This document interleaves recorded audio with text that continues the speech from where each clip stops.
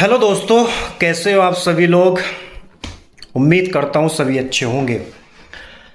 तो दोस्तों, आज का एपिसोड तो आप सभी लोगों ने देख ही लिया होगा।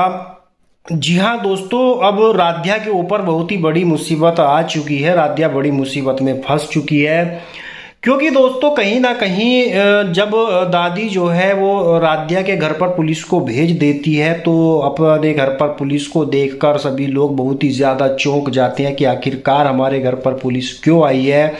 और पुलिस बिना कुछ बताए जो है राध्या के घर की तलाशी लेती है, सोनू के घर कमरे की तलाशी लेती है। वो जो 1 करोड़ रुपए की जो चोरी का इल्ज़ाम सोनू पर लगा है उस सिलसिले में। जी हाँ दोस्तों, ये सब दादी ने जानबूझकर किया है, क्योंकि वो राध्या को घर से बाहर निकालना चाहती है। और दादी जो है वो यहाँ तक कह देती है कि राध्या का भाई चोर है, राध्या के भाई ने चोरी करी है, तो हम एक चोर की बहन को अपने घर में कैसे रख सकते हैं, राध्या को घर से बाहर निकाल दिया जाए। लेकिन दोस्तों, अब राध्या जो है इस चोरी का सच सबके सामने लेकर आने वाली है। पहले तो राध्या प्रथम के ऑफिस में जाती है। राध्या सोचती है कि वहां पर शायद मुझे कुछ सबूत मिल जाए, क्योंकि चोर जब कोई भी गलत काम करता है, चोरी करता है, तो वो कोई ना कोई सबूत वहां पर जरूर छोड़ता है। और इसी का पता लगाने के लिए राध्या प्रथम के ऑफिस में पहुंचती है। वहां जाकर पहले तो राध्या चोरी से प्रथम के ऑफिस में एंट्री लेती है, और जिसके बाद राध्या जो है वो प्रथम के ऑफिस की तलाशी लेती है। बहुत ही ज़्यादा अच्छे से देखती है वहां पर कि उसे कोई सबूत मिले। जब उसे कोई सबूत नहीं मिलता है तो राध्या की उम्मीद एक बार को तो टूट जाती है, लेकिन फिर राध्या महादेव से गुहार लगाती है। राध्या महादेव से हाथ जोड़कर विनती करती है कि हे महादेव, मुझे कोई तो रास्ता दिखाइए ताकि मैं उस चोर तक पहुंच सकूं जिसने प्रथम जी के 1 करोड़ रुपए चुराए हैं। और जिसके बाद राध्या को प्रथम के कमरे में गेट पर लगा हुआ एक खून का धब्बा दिखाई देता है, और वो खून का धब्बा देखकर राध्या समझ जाती है कि जिसने भी चोरी की है उसके पैर में चोट लगी हुई है।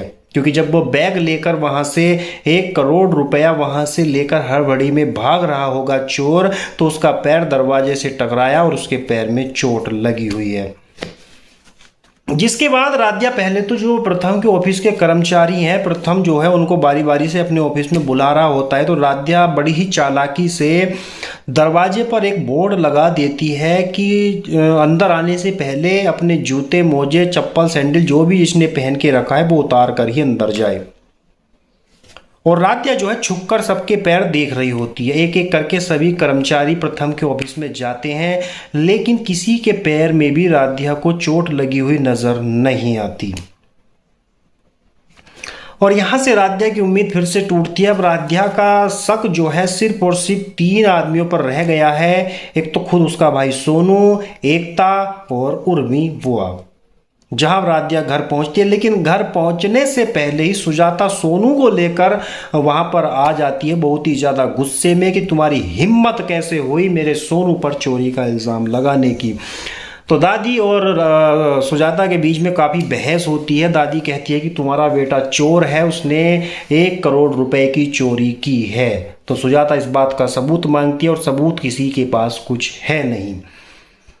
जहां राध्या बड़ी ही चालाकी से सोनू के पैरों को भी देखती है, लेकिन सोनू के पैरों में चोट का कोई भी निशान नहीं होता है। तो राध्या को यकीन हो जाता है कि उसके भाई सोनू ने चोरी नहीं की है।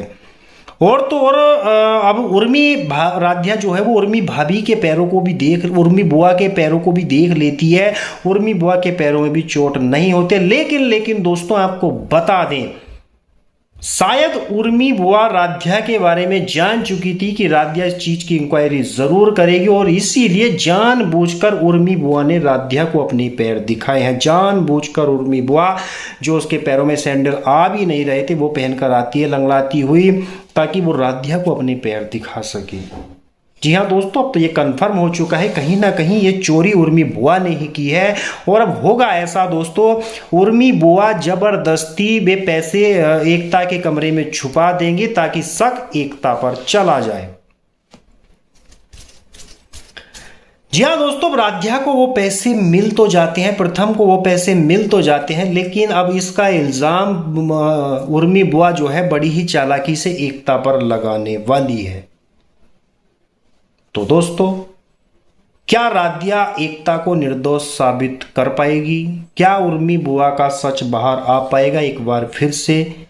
या फिर दोस्तों क्या आपको ऐसा लगता है कि ये दादी की सोची समझी साजिश थी ताकि वो उर्मी बुआ के हाथों से पैसे चुरवा ले और बड़ी ही चालाकी से राध्या के भाई सोनू को इस जाल में फंसा दे?